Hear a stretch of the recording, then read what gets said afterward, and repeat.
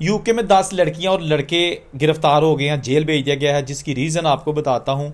हुआ कुछ यूं कि यूके का कानून है कि अगर आपने अपनी बेगम को बुलाना है और आपके पास पेपर हैं, तो आपने सबसे पहले जो इमिग्रेशन ऑफिस है उसको शो करना है कि मेरे पास इतना पैसा है कि अगर मेरी बेगम आएगी तो उसकी मैं देखभाल कर सकूं। यानी वो आज से कुछ साल पहले 18,600 पाउंड सालाना तनख्वाह होनी चाहिए थी, जो कि अब खैर बढ़ चुकी है, लेकिन 18,600 पाउंड किसी अगर बंदे की सालाना तनख्वाह बनती है टोटल, तो वो अपनी बेगम को स्पॉन्सर करके बुला सकता था। लेकिन बहुत सारे ऐसे लोग हैं कि जिनके पास पेपर तो थे लेकिन 18,600 साल के पाउंड्स वो नहीं कमा सकते थे। उन्होंने फिर किसी से कॉन्ट्रैक्ट खरीदे ताकि पता चले कि हम जी फलां जगह पे काम करते हैं, और जाली रसीदें ली, जाली कॉन्ट्रैक्ट लिया कि जी जिसमें लिखा था कि जी हाँ ये बंदा हमारे पास काम करता है और इसकी सालाना सैलरी 18,600 पाउंड है। लेकिन वो ऐसा नहीं था। उसने पैसे दे के ना उस मालिक को, उस गैराज वाले को